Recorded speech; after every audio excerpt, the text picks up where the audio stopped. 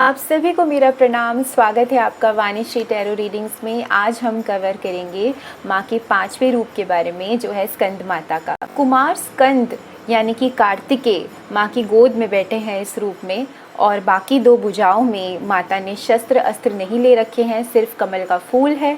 माता जो है वो अलौकिक तरीके से चमक रही हैं, गोल्डन येलो कलर से। अगर आप इसकी पौराणिक कथा पढ़ेंगे, जानेंगे, तो आपको समझ आएगा कि फिर से ताड़कासुर ने बहुत सालों तक तपस्या करी। घोर तपस्या के बाद ब्रह्मा जी प्रकट हुए। ब्रह्मा जी ने उन्हें वर मांगने को कहा कि मांगो, मैं खुश हूँ, क्या मांगते हो। ताड़कासुर ने कहा कि मैं अजय अमर रहूं, जिस पर ब्रह्मा जी ने कहा कि ऐसा तो संभव नहीं है, जिसका जन्म हुआ है उसकी मृत्यु भी अवश्य होती है। ताड़कासुर ने अपना इंटरनेशनल दिमाग लगाया और उन्होंने सोचा कि भगवान भोलेनाथ की तो कभी शादी होगी नहीं, तो मैं यही मांगता हूँ कि जो उनका पुत्र हो, उनके हाथों मेरा वध हो। ब्रह्मा जी ने उन्हें वरदान दिया। तो बस यही गलती कर दी ओवर कॉन्फिडेंट होकर ताड़कासुर ने, और माँ पार्वती का पुत्र कार्तिकेय के रूप में जब उनका जन्म हुआ, उन्होंने ताड़कासुर का वध किया। थोड़ा बहुत भी वेदों का ज्ञान रखते हैं तो आपने स्कंद पुराण के बारे में भी सुना होगा। कार्तिकेय भगवान को गॉड ऑफ वॉर भी कहा जाता है, और ये माना जाता है कि उनकी जो शक्ति है वो अपार है। तो आप ये समझेंगे कि पहले वाली वीडियो में मैंने माँ के क्रिएशन पावर की बात करी थी, और इस वीडियो में आपको ये चीज़ बहुत अच्छे से समझ आएगी कि माँ ने एक ऐसे पुत्र को जन्म दिया है जो हर परिस्थिति में लड़ना जानता है। बात आ जाती है डिटर्मिनेशन की और आपके विल पावर की। तो हम पहुँच जाते हैं मणिपुरा चक्र पे। मणिपुरा चक्र जो होता है वो आपके नेवल के यानी कि नाभि के जस्ट पीछे होता है, ठीक है। और इसके अंदर कहा जाता है 8 से 10 कमल की पंखुड़ियाँ होती हैं।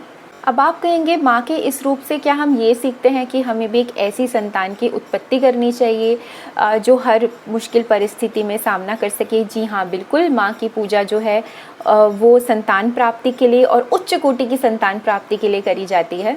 इसके अलावा अगर कोई भी बीमारी है, उससे लड़ना है, उसके लिए भी माँ की आराधना करी जाती है।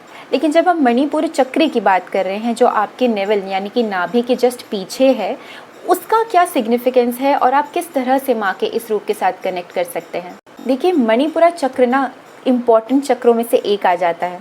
मैं इसके बारे में जो चीज़ें समझी हूँ वो मैं इस वीडियो में आपको बताने का प्रयास करूँगी, और आई एम श्योर आप कनेक्ट कर पाएंगे। मणिपुर चक्र को सोलर प्लेक्सस चक्र भी कहा जाता है। ये आपकी डिटर्मिनेशन, आपकी विल पावर, आपकी जो इनर स्ट्रेंथ होती है ना, उसको दर्शाता है।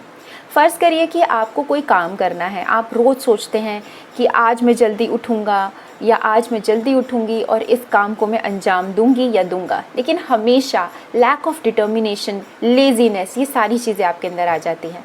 तो ये चक्र जिनका जागृत होता है ना, उनकी विल पावर बहुत स्ट्रांग होती है। लेकिन आप कैसे जानेंगे कि ये चक्र बैलेंस है भी कि नहीं?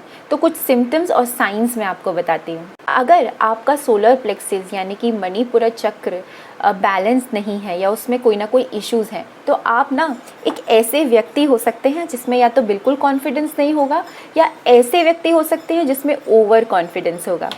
आप एक ऐसे व्यक्ति हो सकते हैं जिसमें किसी चीज़ को लेकर कोई कंट्रोल ही नहीं है। जैसी ज़िंदगी चल रही है आप उसे वैसे चलने देंगे।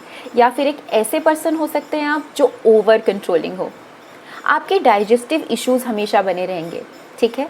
आपको ना हर चीज़ में अपना डोमिनेंस चाहिए, आप चाहते हैं कि हमेशा आप आगे रहें। तो ये सारी चीज़ें ना इम्बैलेंस को दर्शाती हैं। इस चक्र की एक बहुत ख़ास बात है, अगर आप इस चक्र पर वर्क करते हैं या जो मैं आपको चीज़ें बता रही हूँ वो धीरे धीरे आप समझते हैं, तो इससे ना आपको एक बहुत अद्भुत शक्ति मिलती है। जैसे हम कहते हैं ना कि कोई कह देता है कि मैं तुम्हें श्राप देता हूँ, या मैं तुम्हें बद्दुआ देता हूँ, या मैं तुम्हें वरदान देता हूँ। ये जो डिटर्मिनेशन है, जो ये पावर है इनर स्ट्रेंथ की, ये बहुत मायने रखती है। और मणिपुरा चक्र जगने के बाद आपके अंदर ये शक्ति आ जाती है कि आप किसी को ब्लेसिंग भी दे सकते हैं या आप किसी के लिए बुरा भी सोच सकते हैं। ऑफकोर्स आपको बुरा नहीं सोचना है, लेकिन जो ये वरदान देने की क्षमता है, जो ये शक्ति है, वो आप खुद में जागृत कर सकते हैं। अब आप मुझसे पूछेंगे ऐसा मैं कैसे कह सकती हूँ? क्योंकि ये स्थान अगर आप पुरानी बुक्स पढ़ेंगे तो आपको समझ आएगा कि मणिपुर चक्र में रुद्र शक्ति यानी कि शिव जो है वो अपने रुद्र रूप में रहते हैं, और वो आपको लगातार ये ऊर्जा देते हैं। अगर माँ की मैं बात करूँ, माँ भी इतनी ऊर्जावान है क्योंकि उनके अंदर self determination, inner strength, confidence इतना ज़्यादा है कि उन्होंने एक पुत्र को जन्म दिया जो आगे हर परिस्थिति के लिए तैयार है। अब मैं आपको बताती हूँ कि प्रैक्टिकली और कैसे आप इसे समझ सकते हैं। आप एक्सरसाइज करते हैं, आपने सुना होगा कि अपने कोर पे फोकस करो, है ना। Make your core area very strength, जो कि आप नॉर्मली एब्डोमिनल से रिलेटेड जब प्लैंक्स करते हैं या कोई ऐसे एक्सरसाइजेस करते हैं, अगर आप योगा करते हैं तो एक आसन होता है वॉरियर पोज, जिसको आप वीरभद्र आसन भी कहते हैं। आप वो करते हैं तो आप अपने नेवल सिस्टम या अपने डाइजेशन को स्ट्रॉन्ग करने के लिए वो सब करते हैं। वो आप क्या कर रहे हैं, वो इनडायरेक्टली आपको नहीं समझ आएगा, लेकिन आप अपने मणिपुर चक्र पर वर्क कर रहे हैं, जो कि है आपका सोलर प्लेक्सिस। इसके वजह से आपके अंदर बहुत ज़्यादा डिटर्मिनेशन पावर आती है, लैक ऑफ एक्शन नहीं रहता, आपको कोई डर नहीं रहता। अब देखिए, माँ ने अपने हाथ में कोई शस्त्र नहीं लिए हैं, उन्होंने सिर्फ अपने बेटे को पकड़ा है और वही उनका सबसे बड़ा वेपन है, सबसे बड़ी क्रिएशन, सबसे खूबसूरत क्रिएशन, जो किसका वध करेगा, उस राक्षस का जिसके वध के लिए उन्होंने उसे जन्म दिया। अगर आप आयुर्वेदा जानते हैं तो आपको ये बात पता होगी, 2 तरह की फायर आपके शरीर में होती है। इसे एक को आप कहते हैं जठार अग्नि और एक को आप कहते हैं भूताग्नि। जो जठार अग्नि है ना, उसका ये प्लेस है मणिपुर चक्र यानी कि सोलर प्लेक्सिस। ये जठार अग्नि आपकी फिजिकल बॉडी को कंट्रोल करती है, मतलब आपके इंटायर डाइजेशन को कंट्रोल करती है, जिससे कि आप सारी चीज़ों में डिटरमाइंड फील करते हैं, आपको फोकस रहता है, आप पक्के रहते हैं कि आपको क्या करना है क्या नहीं करना। लेकिन एक चीज़ बहुत इम्पॉर्टेंट है, माँ हमें ये भी सिखाती है कि किस तरह से हमें इन दोनों फायर को बैलेंस करना है, हारमोनियस वे में लाना है।